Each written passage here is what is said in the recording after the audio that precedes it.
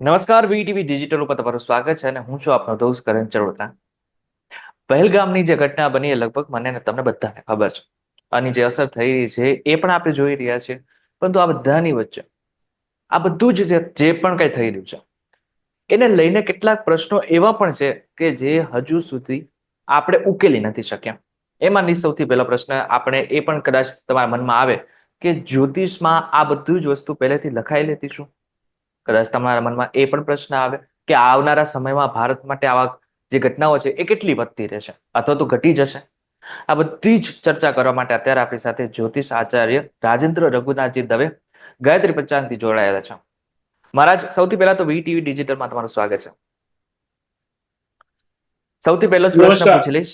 VTV ના સૌ- માધ્યમથી સૌથી પહેલો જ પ્રશ્ન પૂછી લઈશ કે હમણાં જે પહેલગામમાં હુમલો થયો તો એની જે ગ્રહની ચાલ હતી એ પહેલેથી જ આપને દેખાઈ શકતી હતી?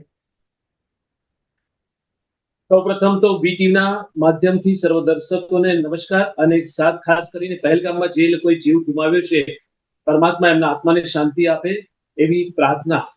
આપનો જે પ્રશ્ન છે કે આપણું જે જ્યોતિષ શાસ્ત્ર એ બહુ ગહન શાસ્ત્ર છે અને પ્રત્યેક શાસ્ત્ર કીધું છે તો ચોક્કસપણે ગ્રહોની આધાર કારણ કે 29 માર્ચ જે શનિ બદલાયો અને હમ શનિ બદલાયો સાથે સાથે 5 ગ્રહો એક સાથે જે યુતિ યુતિ એટલે કે એક જ સ્થાનમાં બધા ભેગા થવું એને યુતિ હમ કહેવાય.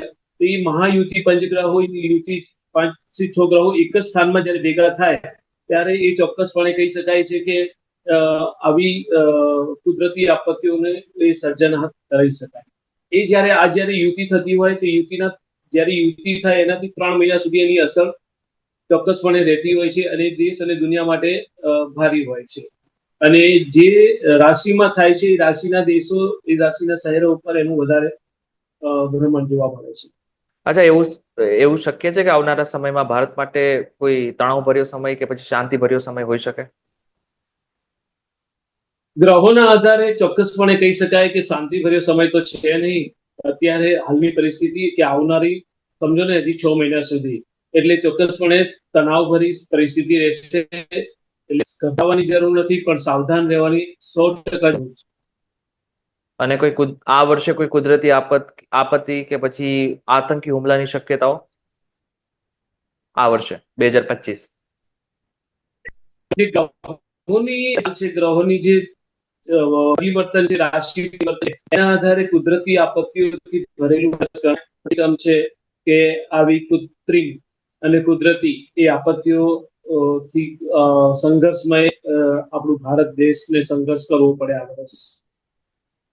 કોઈ ખાસ રાશિને સાવચેત રહેવાની જરૂર ખાસ? પર્ટિક્યુલર હિમાચલ પ્રદેશ છે, અ, મહારાષ્ટ્રનો ભાગ છે, તેલંગાણા છે.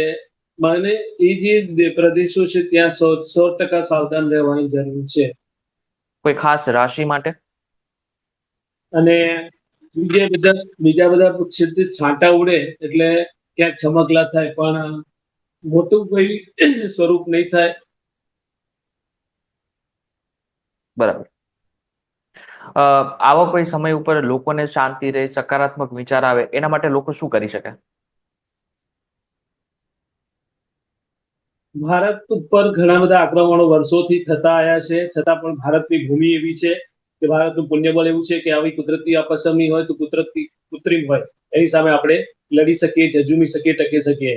અને શાસ્ત્રો એવું કહે છે કે ધર્મો રક્ષતી રક્ષક, ધર્મની રક્ષા કરો, ધર્મ તમારી રક્ષા ચોક્કસપણે કરશે. એટલે આપણે સૌ આવા કાળમાં એક સાથે મળીને એકબીજાને ખભો મિલાવીને ધર્મની રક્ષા કરવી જોઈએ, અબોલ જીવનની રક્ષા કરવી અને પુણ્યને પ્રાપ્તિ લક્ષ્મી એટલે પુણ્યનું બેલેન્સ જેટલું વધારે કરશું તો આવા સમયમાં આપણે ઉભા રહીશું.